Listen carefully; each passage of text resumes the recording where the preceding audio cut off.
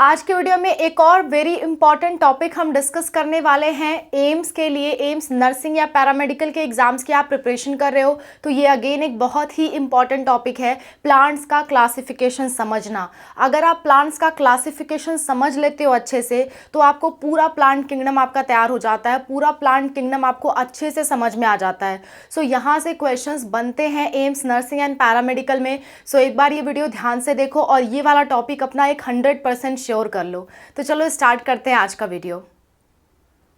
Welcome everyone to Spark Up Study, this is Suman Yadav. इससे पहले मैंने एम्स के इंपॉर्टेंट टॉपिक फंजाई पे वीडियो बनाया है, आप उसे ज़रूर देखिएगा। इंपॉर्टेंट टॉपिक्स कवर करना ज़रूरी है। सो अब हम डिस्कस करने वाले हैं प्लांट क्लासिफिकेशन इन डिटेल। देखो पहले सबसे पहली बात तो क्लासिफिकेशन हम किसका मानते हैं, किसका सबसे ज़्यादा क्लासिफिकेशन हम मानते हैं। हम मानते हैं आर.एच. विटेकर का क्लासिफिकेशन। लिख देती हूँ, R H. Whittaker classification. R H. Whittaker classification just a minute, पहले ही गलत कर दिया है। देखो क्लासिफिकेशन, आर.एच. विटेकर का जो क्लासिफिकेशन है, इन्होंने कहा था कि हमने टोटल 5 किंगडम बताए हैं, 5 किंगडम में ऑर्गेनिजम्स को हमने डिवाइड किया है। ठीक है, नंबर वन है आपका मोनेरा, जिसके अंतर्गत क्या आते हैं, जिसके अंडर में आते हैं आपके सारे के सारे बैक्टीरिया। इसके बाद आपका दूसरे नंबर पे होता है प्रोटिस्टा। प्रोटिस्टा के अंदर आपका यूनिसेलुलर यूकैरियोट्स आते हैं। इसके बाद होता है आपका फंजाई आप सभी लोग जानते हो, जैसे कि मशरूम। ठीक है, नेक्स्ट होता है इसके बाद आपका pteridophyte, I am sorry. Next होता है इसके बाद आपका प्लांटी, और प्लांटी के बाद लास्ट में आता है आपका एनिमैलिया।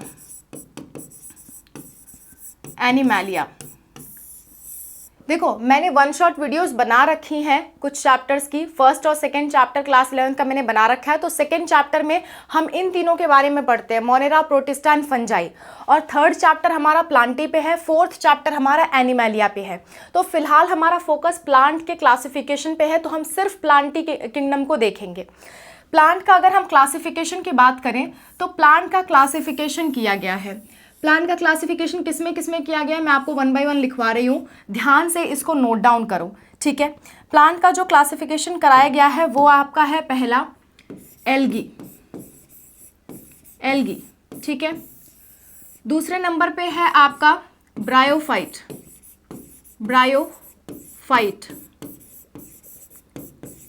बहुत ध्यान से इसको देखो। इसके बाद फिर आपको क्लासिफिकेशन समझने की ज़रूरत नहीं पड़ेगी। इसके बाद फिर आपको प्लांट का जो क्लासिफिकेशन है, प्लांट के जो कैरेक्टरिस्टिक्स है, वो आपको ध्यान में रखने की ज़रूरत नहीं पड़ेगी। एक ही क्लास में सब कुछ कवर करवा दूंगी, बहुत इंपॉर्टेंट वीडियो है। ठीक है, एल्गी, ब्रायोफाइट, इसके बाद आएगा आपका टेरिडोफाइट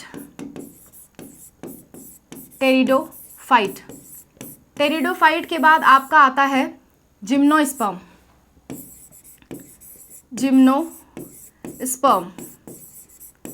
इसके बाद लास्ट में आपका आता है एंजियोस्पर्म।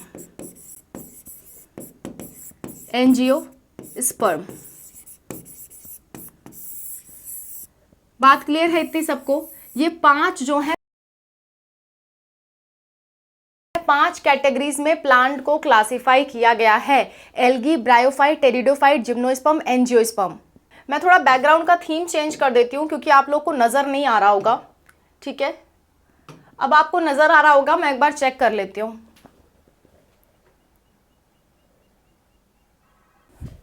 ठीक है, आई होप अब आपको क्लियर दिख रहा होगा। Algae, bryophyte, pteridophyte, gymnosperm, angiosperm, ये 5 क्या है, ये 5 हमारे प्लांट किंगडम का क्लासिफिकेशन है।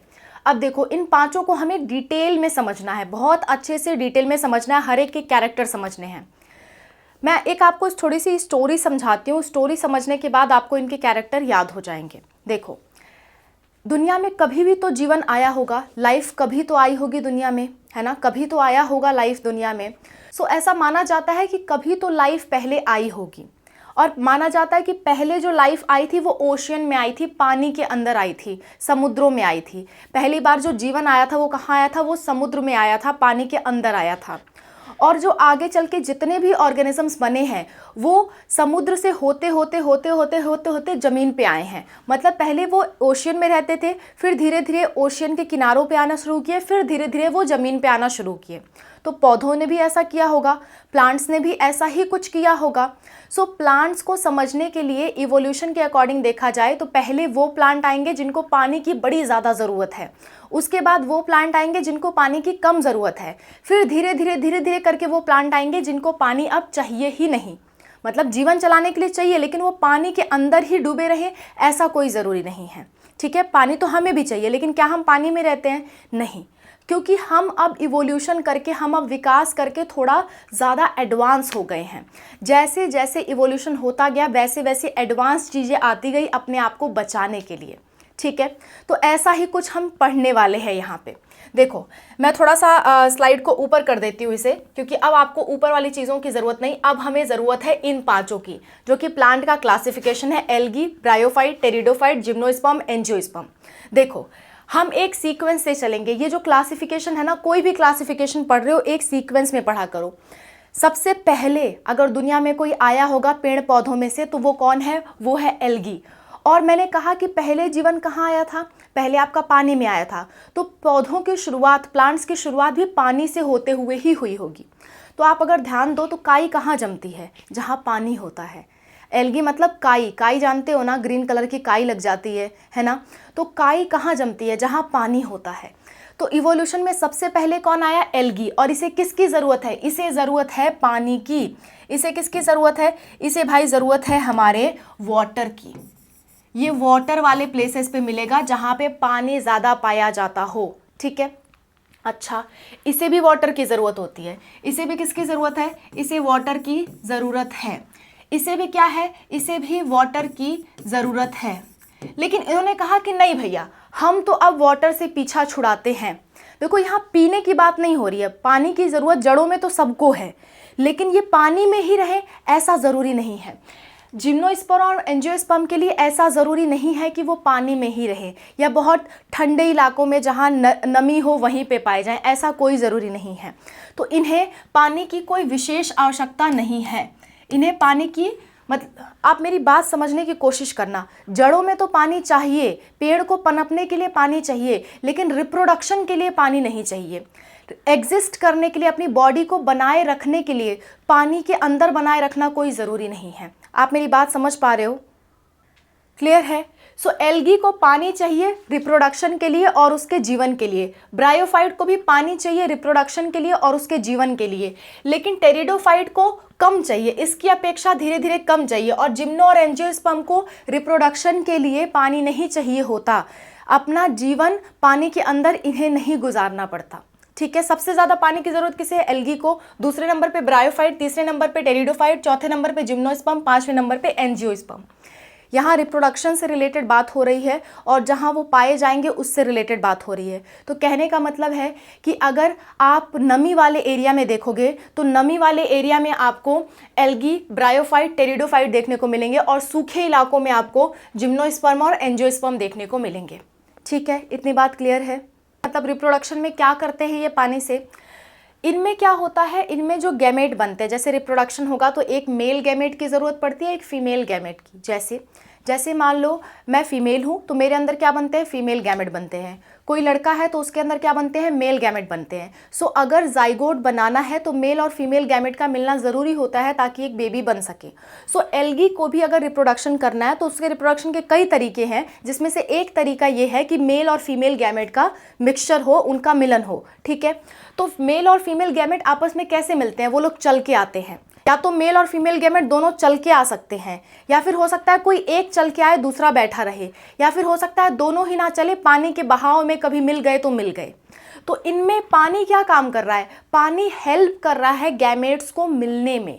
जो मेल और फीमेल गैमेट्स होते हैं उनमें हो सकता है फ्लैजिला हो, आपस में चल करके आए मिलने के लिए। हो सकता है कोई एक चल करके आए, ज़्यादातर मेल के चांस होते हैं चल करके आने के, फीमेल जल्दी नहीं आती है। या फिर ये हो सकता है कि दोनों ही ना चल के आए, दोनों घमंडी हो और आपस में पानी उन्हें मिला दे। ठीक है, सो ये यहाँ पे काम होता है। यहाँ पे क्या हो सकता है? देखो पहला पॉइंट तो ये था। दूसरा पॉइंट ये है, यहाँ पे क्या हो सकता है? मेल को हम इस सिंबल से दिखाते हैं, फीमेल को इस सिंबल से दिखाते हैं। Mail female both motile, motile मतलब होता है चल फिर सकते हैं, या फिर हो सकता है male motile female not motile, या फिर क्या हो सकता है male female both not motile, मतलब दोनों ही मोटिलिटी शो नहीं करते हैं।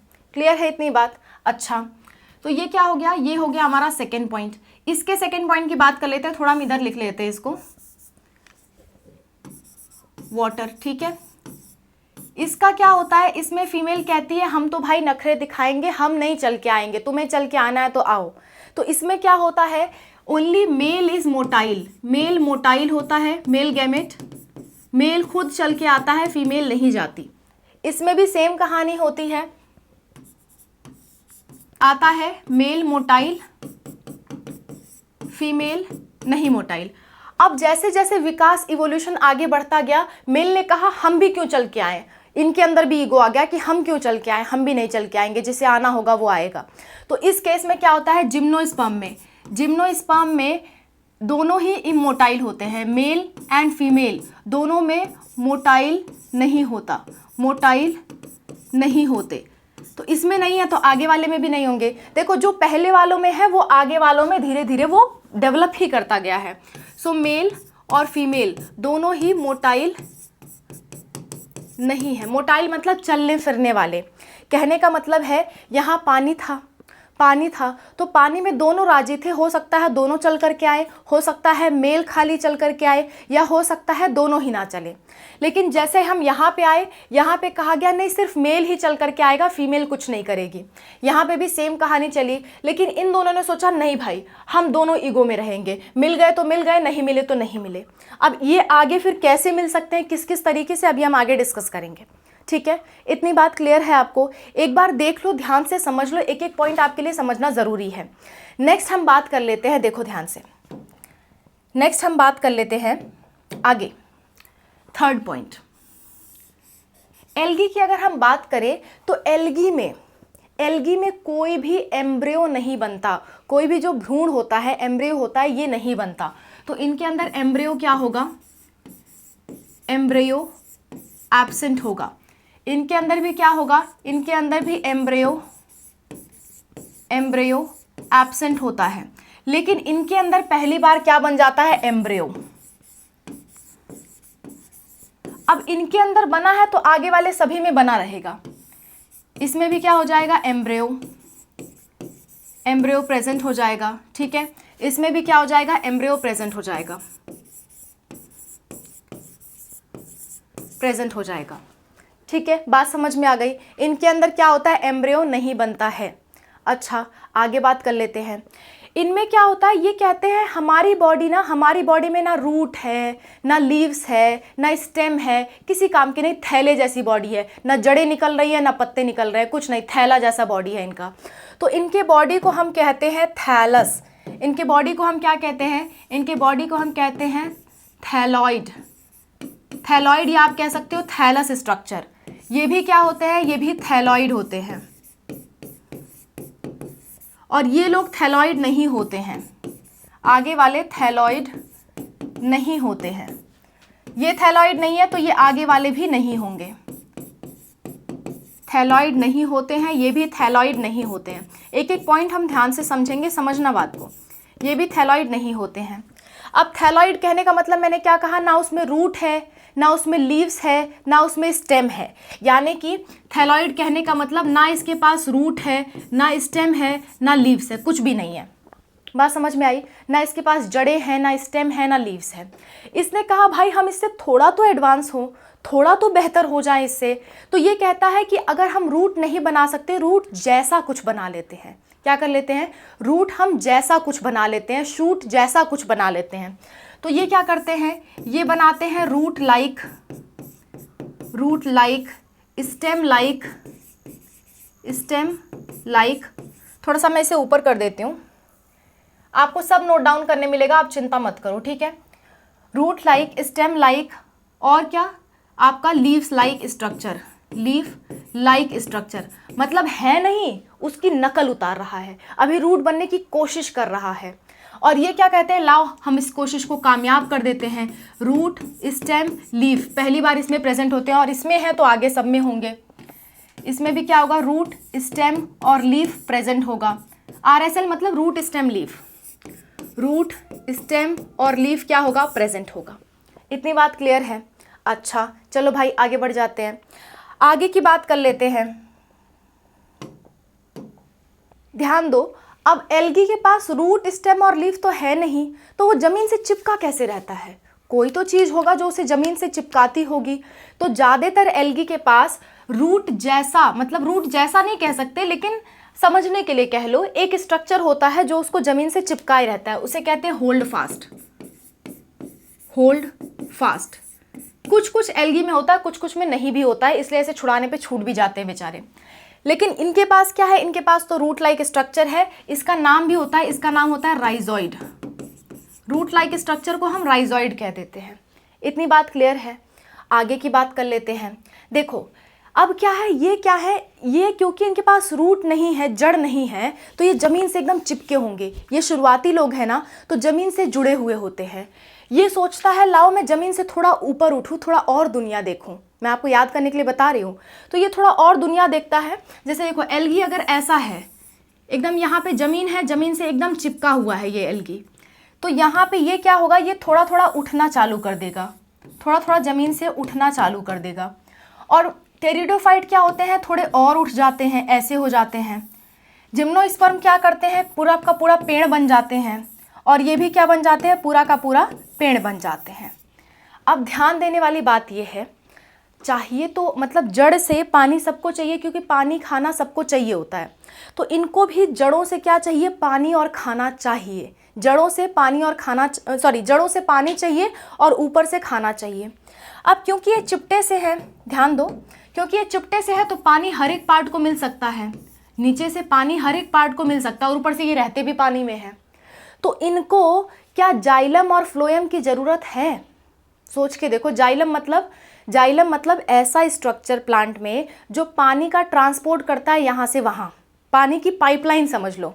अगर आपके घर में एक ही कमरा है और उसमें भी नल लगा हुआ है, तो क्या आपको चारों तरफ टोटी लगवाने की ज़रूरत है, नहीं ज़रूरत है, आपको टैप लगाने की ज़रूरत नहीं है। लेकिन अगर आपका घर 3 माले का है, तो क्या होगा, आपके नीचे वाले माले पे तो नल होगा, लेकिन तीसरे माले पे नल नहीं होगा, तो उस केस में आपको पाइप लगाना पड़ेगा, आपको पाइप लगा के टोटी लगानी पड़ेगी। तो वो पाइप क्या है, वो पाइप होता है जाइलम, ठीक है, जाइलम और फ्लोएम को मिला करके हम कहते हैं वैस्कुलर बंडल, ठीक है। फ्लोएम का कॉन्सेप्ट भी समझा देती हूँ। पानी पहुँचाने के लिए तो जाइलम लगता है, और मान लो ऊपर की तरफ खाना बन रहा है, तो खाना जड़ों तक ले आना है, तो उसके लिए भी पाइप लगेगा। तो खाना ले जाने वाले पाइप को हम फ्लोएम कहते हैं, पानी ले जाने वाले पाइप को हम जाइलम कहते हैं। जाइलम जल, ठीक है, जल मतलब जाइलम, क्लियर है। फ्लोएम मतलब फूड, नाम याद रहेगा। सो जाइलम फ्लोएम को मिला करके एक शब्द हम देते हैं जिसे हम कहते हैं वैस्कुलर बंडल, ठीक है। तो क्या इन्हें वैस्कुलर बंडल की ज़रूरत है, जाइलम फ्लोएम की ज़रूरत है? नहीं भैया, क्योंकि ये सारे ज़मीन से जुड़े हुए हैं, छोटा सा स्ट्रक्चर है, ऊपर से अपना खुद का खाना बना रहे हैं, नीचे से पानी मिल रहा है, तो क्या इन्हें जाइलम फ्लोएम की ज़रूरत है? आंसर है नहीं, इन्हें जाइलम फ्लोएम की ज़रूरत नहीं है। बात समझ में आ रही है? मैं थोड़ा ऊपर करते जा रही हूँ सबको। इन्हें क्या जाइलम फ्लोएम की ज़रूरत है? Just a minute.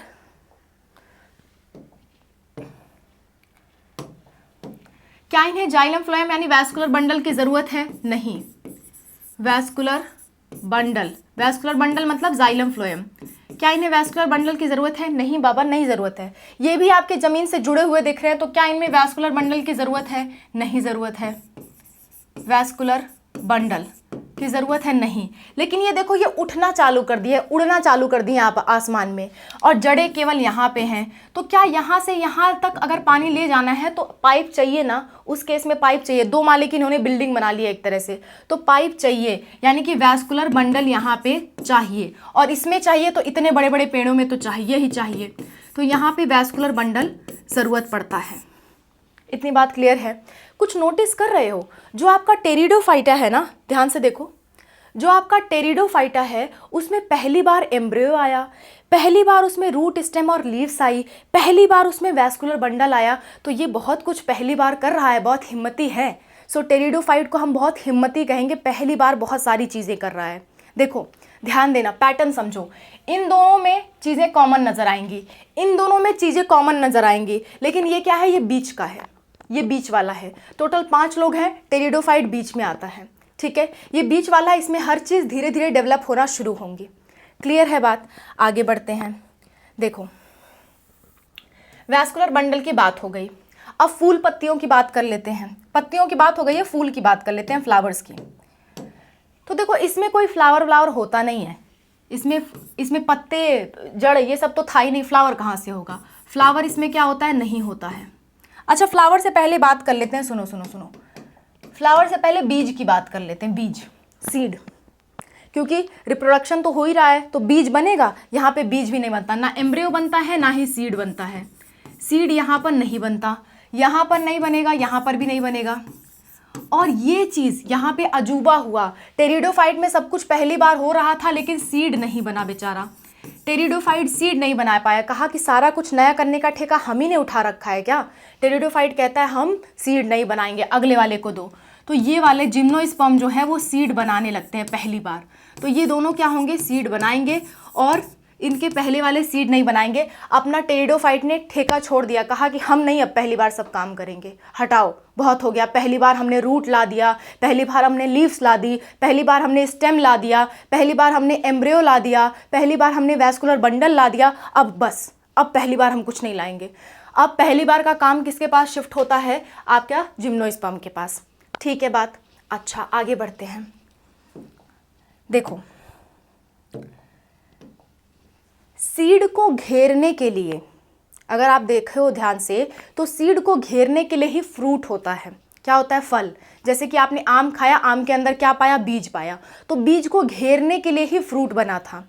तो इसमें सीड नहीं है तो क्या फ्रूट कभी बन सकता है? ना बाबा ना, फ्रूट कहाँ से बनेगा? जब बीज ही नहीं है तो उसके घेरने वाले स्ट्रक्चर की तो बात ही नहीं आती है।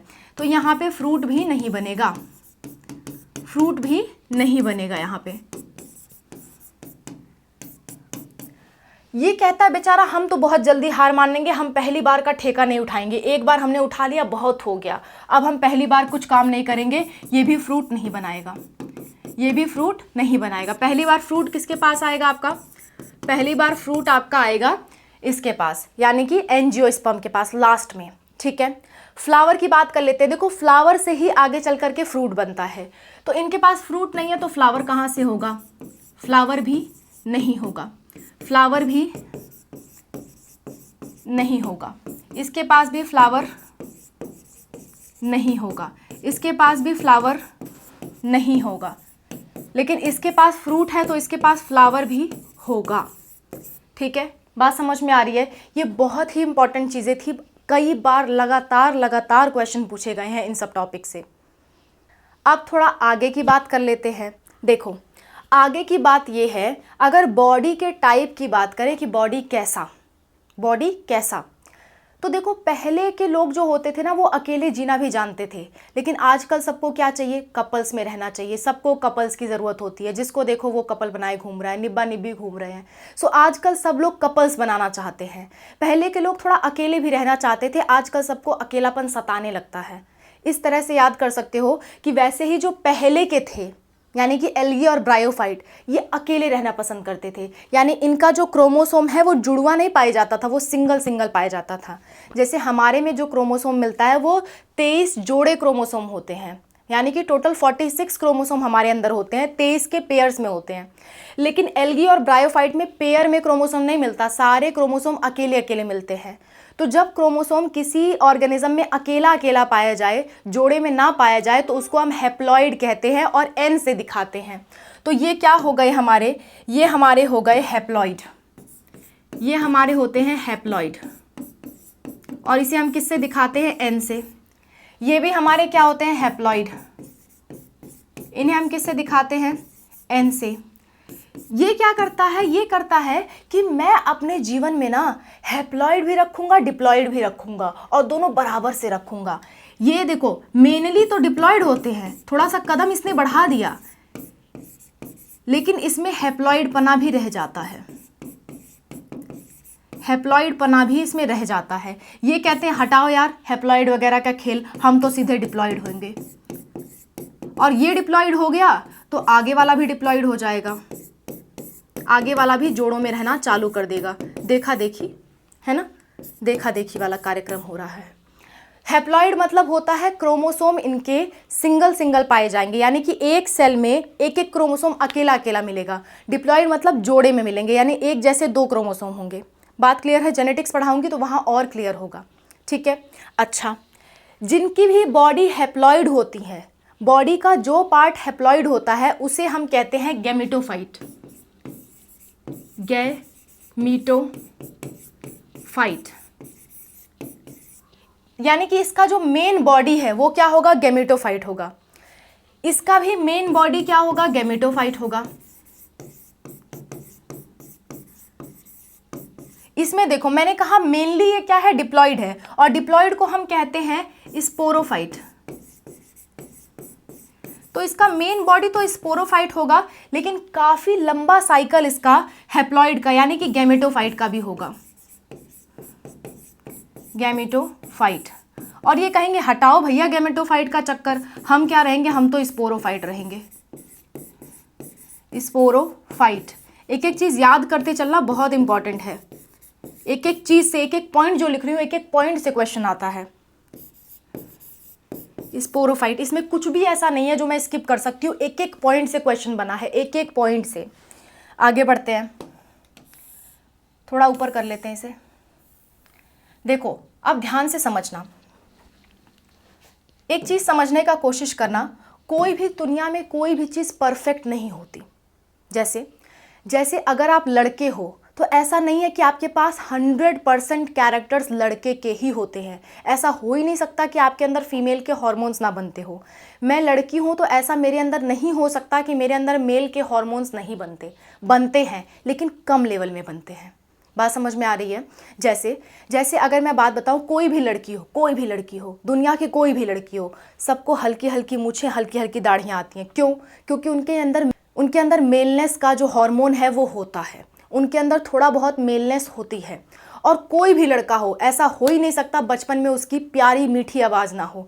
क्यों? क्योंकि उसके अंदर फीमेलनेस का कैरेक्टर है। ऐसा कोई लड़का ना हो जिसको कभी किसी पे दया नहीं आती। दया वाला कैरेक्टर किसका है? फीमेलनेस का कैरेक्टर है।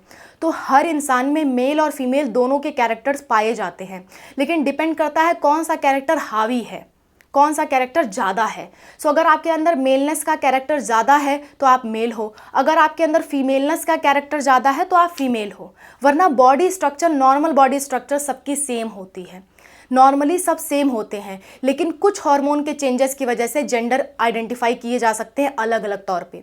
ऐसे ही जो लोग गैमेटोफाइट हैं उसको हम ये नहीं कह सकते कि उसमें कभी भी डिप्लॉइड साइकिल आएगा ही नहीं, ऐसा हम नहीं कह सकते। उनमें डिप्लॉइड आता है, लेकिन बहुत ही छोटे समय के लिए आता है, बहुत ही छोटे समय के लिए। यानी कि कह सकते हो इसकी गोद में आता है। जैसे मान लो इतना बड़ा हमारा गैमेटोफाइट है, इसकी गोद में कहीं छोटा सा पार्ट में स्पोरोफाइट आएगा, स्पोरोफाइट, यानी कि जो आपका 2n वाला स्ट्रक्चर है वो बनेगा।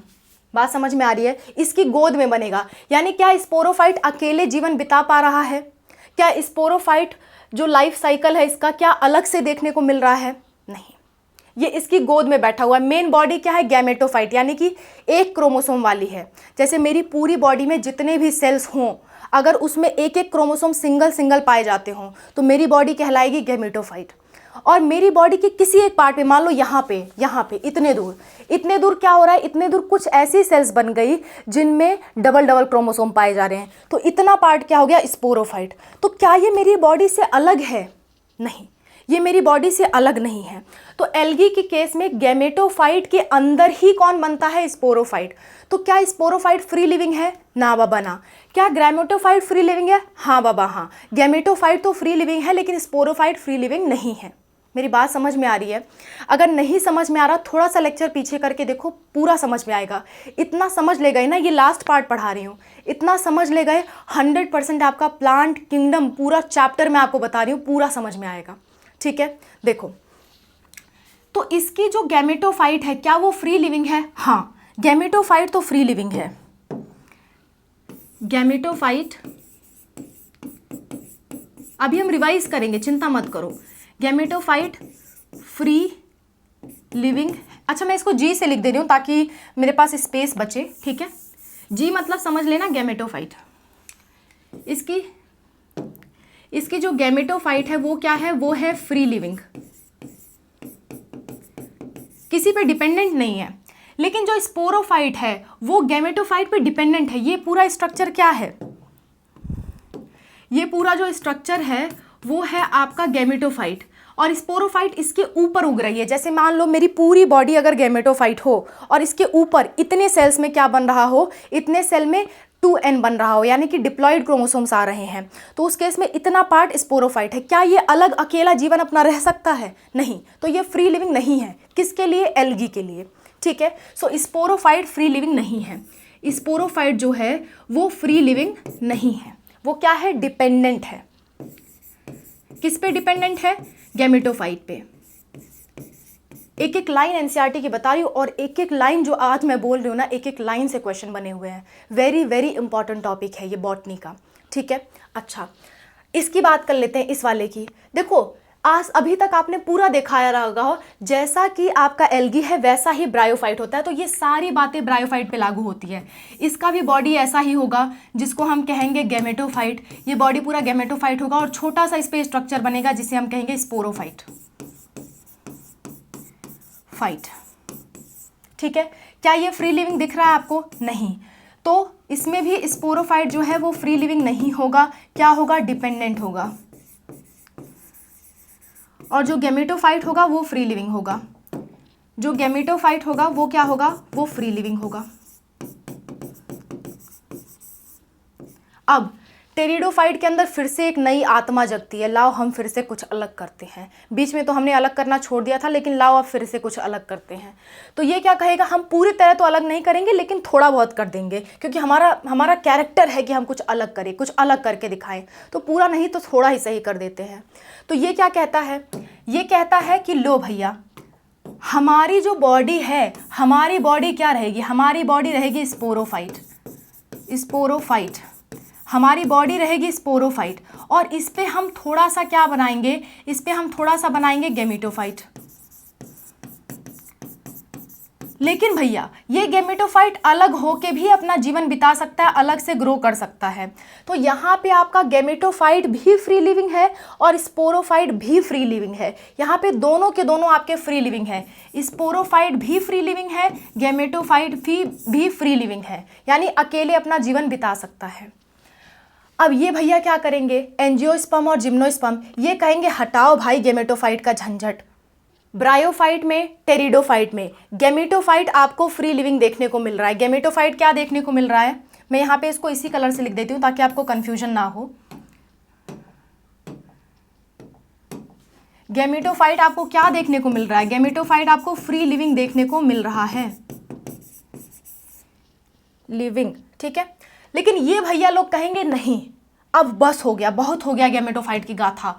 अब हमारा जो गैमेटोफाइट है ना, इनकी बॉडी तो स्पोरोफाइट है, ये है इनकी बॉडी क्या है? स्पोरोफाइट है। ये कहेंगे हमारे ऊपर छोटे से जगह पे गैमेटोफाइट बनेगा और वहीं पे रह जाएगा, फ्री लिविंग नहीं होगा।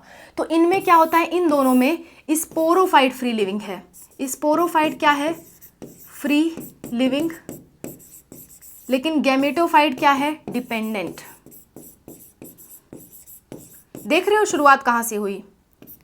शुरुआत यहाँ से हुई कि देखो एल्गी में गैमेटोफाइट था और गैमेटोफाइट मेन बॉडी था, तो जाहिर सी बात है फ्री होगा, और उसके ऊपर क्या होगा? स्पोरोफाइट। तो स्पोरोफाइट फ्री लिविंग नहीं था, लेकिन गैमेटोफाइट फ्री लिविंग था। इसमें क्या हुआ? इसमें भी सेम कहानी चल रही है। ये इसी को छापता है, ये इसी का देखा देखी करता है। पहला जो अच्छा कदम उठाता है वो कौन उठाता है? टेरिडोफाइट। तो टेरिडोफाइट क्या करता है कि हम कुछ ऐसा कर दें कि ये भी फ्री रह सके, ये भी फ्री रह सके, तो दोनों फ्री कर देता है। लेकिन मेन बॉडी पूछा जाए तो मेन बॉडी आपका स्पोरोफाइट होगा। इसका मेन बॉडी क्या होगा? स्पोरोफाइट। यहाँ भी इसने नया कदम उठाया है। ये लोग कहते हैं हटाओ भाई गैमेटोफाइट का झंझट, बहुत फ्री लिविंग रह लिया, अब हम गैमेटोफाइट को क्या करेंगे? डिपेंडेंट करेंगे और स्पोरोफाइट को फ्री लिविंग करेंगे। ठीक है, कई बार क्वेश्चन यहाँ से आया है कि कौन कौन से प्लांट में गैमेटोफाइट जो है वो फ्री लिविंग होता है। तो आपको ब्रायोफाइट आंसर जाएगा, आपका टेरिडोफाइट आंसर जाएगा, आपका एल्गी आंसर जाएगा। और अगर आपसे पूछ लिया कौन कौन से प्लांट में गैमेटोफाइट डिपेंडेंट होता है, तो आपका जिम्नोस्पर्म और एंजियोस्पर्म आंसर जाएगा। क्लियर है इतनी बात? एक छोटी सी बात और बच रही है, क्यों ना वो भी सॉल्व कर लेते, उसको क्यों छोड़ें? इसके बाद फिर आपका कुछ भी नहीं बचेगा। छोटी सी बात बच रही है तो उसको क्यों छोड़ें, वो भी कर लेते हैं। छोटी सी बात ये बच रही है, देखो ध्यान से, ये जो बनाते हैं स्पोर्स बनाते हैं। अभी हम रिप्रोडक्शन में पढ़ेंगे, जो मैं ये पूरा चैप्टर पढ़ाऊंगी तो हम रिप्रोडक्शन में पढ़ेंगे कि जब रिप्रोडक्शन होता है या तो गैमेट्स बनते हैं या तो क्या बनते हैं? स्पोर्स बनते हैं। तो इनके जो स्पोर्स हैं एल्गी में, वो सिमिलर भी हो सकते हैं, सिमिलर या डिसिमिलर भी हो सकते हैं। सिमिलर स्पोर्स, इनमें भी सेम कहानी है, सिमिलर या डिसिमिलर स्पोर्स, क्योंकि मैंने कहा ना ये इसको कॉपी करता है। ठीक है, ये पहली बार ऐसा करते हैं कि इनके ज़्यादातर प्लांट्स में तो होमोस्पोरस रहते हैं। होमो मतलब सिमिलर, होमोस्पोरस, ज़्यादातर तो होमोस्पोरस रहते हैं, लेकिन कुछ सम आर हेट्रोस्पोरस।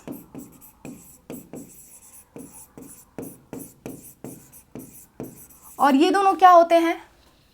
जो आपके ये दोनों होते हैं एंजियोस्पर्म और जिम्नोस्पर्म, ये हमेशा हमेशा हेट्रोस्पोरस होते हैं। यानी कि मेल गैमेट और फीमेल गैमेट बिल्कुल अलग दिखाई देंगे, मेल और फीमेल के स्पोर्स बिल्कुल ही अलग दिखाई देंगे। क्लियर है इतनी बात? एक बार मैं आपको सारी चीज़ें समराइज करती हूँ शुरू से, ध्यान दो, एकदम शुरू से आ जाते हैं। Just a minute.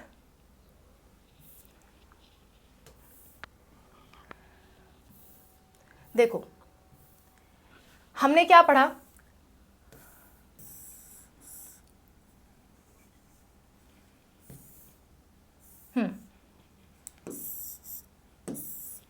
दरअसल आज कंस्ट्रक्शन का काम याद है, इस बहुत धूल जम गई है मेरी। टोटल 5 किंगडम होते हैं आर एच विटिकर के according, Monera, protista, fungi, Plantae, animalia, जिसमें हम प्लांटी के बारे में पढ़ रहे हैं। प्लांटी हमारा मेन है। कौन मेन है? प्लांटी हमारा मेन है। प्लांटी में 5 आते हैं, algae, bryophyte, pteridophyte, gymnosperm, angiosperm. क्या है? Algae, bryophyte, pteridophyte, gymnosperm, angiosperm. Algae का क्या है? एल्गी को रिप्रोडक्शन के लिए पानी चाहिए और ये पानी में रहता भी है। ब्रायोफाइट को भी रिप्रोडक्शन के लिए पानी चाहिए और ये पानी से थोड़ा बाहर आ जाता है, थोड़ा बाहर। जैसे आप एम्फीबियन जानते हो ना, मेंढक पानी में भी रह सकता है, ज़मीन पे भी रह सकता है। तो ऐसा होता है आपका ब्रायोफाइट। ठीक है, इसलिए ब्रायोफाइट को एक नाम भी दिया जाता है। ब्रायोफाइट के लिए एक नाम प्रचलित है, क्या कहते हैं इसे हम कहते हैं amphibian of plant kingdom. Amphibian of plants. ठीक है, प्लांट किंगडम का एम्फीबियन है, यानी पानी में भी रह सकता है, ज़मीन पे भी रह सकता है। और एम्फीबियन के बाद कौन बनते हैं? रेप्टाइल। तो इसको कहा जाता है रेप्टाइल्स ऑफ प्लांट किंगडम। किसको? टेरिडोफाइट को कहा जाता है रेप्टाइल्स ऑफ प्लांट किंगडम। ठीक है, अच्छा, तो इन्हें पानी की बहुत ज़्यादा ज़रूरत है, इन्हें थोड़ी कम, इन्हें थोड़ी और कम, और इन दोनों को तो रिप्रोडक्शन के लिए पानी की ज़रूरत ही नहीं है। नेक्स्ट, एल्गी की बात करें तो एल्गी में मेल और फीमेल दोनों गैमेट मोटाइल भी हो सकते हैं, इमोटाइल भी हो सकते हैं, और हो सकता है केवल मेल मोटाइल हो। ये कहेंगे भाई हम तो मेल को ही मोटाइल बनाएंगे, हम फीमेल खुद चल के नहीं जाएंगी। ये भी सेम उसको कॉपी करते हैं और ये कहते हैं कि भाई हम दोनों लोग नहीं चलेंगे, फीमेल नहीं आ रही तो हम क्यों जाएं। यहाँ के मेल स्वाभिमानी हो जाते हैं। नेक्स्ट आपका है कि एम्ब्रियो, एल्गी में और ब्रायोफाइट में एम्ब्रियो नहीं बनता, इसीलिए इसे थैलोफाइटा भी कहते हैं, क्योंकि थैलॉइड जैसी बॉडी है इनकी बॉडी कैसी है? थैलॉइड जैसी है, इसलिए इन्हें थैलोफाइटा भी कहते हैं। किसको? एल्गी और ब्रायोफाइट को। और क्योंकि टेरिडोफाइटा, जिम्नोस्पर्म, एंजियोस्पर्म में एम्ब्रियो बन रहा है तो इन्हें हम एम्ब्रियोफाइटा भी कहते हैं। ठीक है, नेक्स्ट देखो इनकी थैलॉइड है, इन तीनों में थैलॉइड नहीं है। इसमें आपका रूट स्टेम लीफ नहीं होता है, इसमें root like stem like leaf like structure बनना शुरू होते हैं और इसमें बन करके आ जाते हैं। पहली बार एम्ब्रियो आया, पहली बार रूट स्टेम लीव्स आई, ठीक है। अच्छा, इसमें आ गई तो आगे वाले में तो रहेगी ही रहेगी। इसके बाद बात कर लेते हैं, फिर इसमें क्या हुआ, इसमें वैस्कुलर बंडल नहीं थे क्योंकि ये ज़मीन से जुड़े हुए लोग हैं। ये ज़मीन से थोड़ा उठना चालू किए लेकिन इसमें भी वैस्कुलर बंडल नहीं थे। ये थोड़ा और उठना चालू किए तो इसमें वैस्कुलर बंडल आ गए, इसमें भी आ गए, इसमें भी आ गए। इसमें क्या होता है, सीड नहीं बनता है, एम्ब्रियो भी नहीं है, सीड भी नहीं है। इसमें भी एम्ब्रियो भी नहीं है, सीड भी नहीं है। इन्होंने, भैया ने कहा अब हम थक गए हैं नया काम करते करते, अब हम भी कुछ नया नहीं करेंगे। कौन? टेरिडोफाइट। तो इसने भी सीड नहीं बनाया। तो अब नया करने का ठेका किसके पास आ गया? जिम्नोस्पर्म के पास। जिम्नोस्पर्म ने सीड बनाया और एंजियो ने भी सीड बनाया। अब सीड को ढकने के लिए फ्रूट चाहिए होता है। अब इनके पास तो सीड ही नहीं है तो फ्रूट कहाँ से होगा? अब ये भी भैया कहते हैं कि हम तो एक ही नया काम कर सकते थे, अब हमारे बस की बात नहीं, तो ये फ्रूट नहीं बनाते हैं। फ्रूट पहली बार कौन बनाएगा? एंजियोस्पर्म। इसके बाद नेक्स्ट बात कर लें तो फ्लावर से ही फ्रूट बनता है, तो ये सब फ्लावर भी नहीं बनाएंगे। फ्लावर कौन बनाएगा? आपका एंजियोस्पर्म। इसके बाद बॉडी की बात कर लेते हैं। तो शुरुआत में सब अकेले रहते थे, तो एल्गी और ब्रायोफाइट कैसे रहे? अकेले अकेले। और इसने सोचा लाओ अकेले दुकेले दोनों ट्राई कर लेते हैं। फिर आगे वाले ने सोचा नहीं भैया, हमसे तो अकेले नहीं रह पाएंगे हम लोग तो अब जोड़े में रहेंगे। क्या जोड़े में? क्रोमोसोम जोड़े में, ठीक है। अब जो अकेला रहता है उसे कहते हैं गैमेटोफाइट। अकेले को गैमेटोफाइट, दुकेले को स्पोरोफाइट कहते हैं, ठीक है। अच्छा, नेक्स्ट, ठीक है। अच्छा, अब गैमेटोफाइट मेन था तो उसके ऊपर कौन बना? स्पोरोफाइट। यहाँ पे भी गैमेटोफाइट मेन था तो उसके ऊपर कौन बना? स्पोरोफाइट। यानी कि गैमेटोफाइट इन दोनों में क्या है? फ्री लिविंग है, स्पोरोफाइट डिपेंडेंट है। यहाँ पे क्या हुआ? यहाँ पे इसने कहा कि हम तो दोनों ट्राई करेंगे। हम क्या करेंगे? हम तो दोनों ट्राई करेंगे, दोनों को फ्री छोड़ देते हैं, हम दोनों को डिपेंडेंट क्यों करें। लेकिन मेन अगर पूछा जाए तो मेन क्या है? स्पोरोफाइट, और सेकेंडरी क्या है? गैमेटोफाइट है। इसके बाद ये कहते हैं नहीं भैया हटाओ गैमेटोफाइट को, फ्री लिविंग बहुत आज़ादी उसको मिल गई, अब तो हम स्पोरोफाइट को ही फ्री लिविंग करेंगे, गैमेटोफाइट को डिपेंडेंट कर देंगे, ठीक है। लास्ट बात ये थी कि ये लोग सिमिलर स्पोर्स बना सकते हैं, डिसिमिलर बना सकते हैं, ये भी ऐसा कर सकते हैं। लेकिन ये वाले ने सोचा कि ज़्यादातर तो सिमिलर बनाएंगे, कुछ डिसिमिलर, और ये दोनों ने सोचा हम सारे के सारे डिसिमिलर बनाएंगे। क्लियर है बात? तो यहाँ पे जो है, यहाँ पे आपका प्लांट का पूरा क्लासिफिकेशन ख़त्म होता है। और जो मैंने एक एक पॉइंट बताए हैं ना, उन एक एक पॉइंट से क्वेश्चन आया है। सो इसको बिल्कुल भी नेग्लेक्ट मत करना, एक एक पॉइंट से क्वेश्चन बनता है। Make sure you remember all the points, ठीक है। So that's all about the video. आज हम क्वेश्चन सॉल्व नहीं करेंगे क्योंकि एक एक पॉइंट ही आपका क्वेश्चन था आज एक एक पॉइंट जो हम देख रहे थे वो एक एक पॉइंट ही प्रीवियस ईयर क्वेश्चन है। जितने भी मैंने पॉइंट कराए हैं उन सब पॉइंट से क्वेश्चन आए हुए हैं। सो आपका ये सारा लेक्चर ही PYQ है आपका, ठीक है। So that's all about the video. Thank you so much for watching. Wish you all the best for whatever you are going to do. Bye, take care.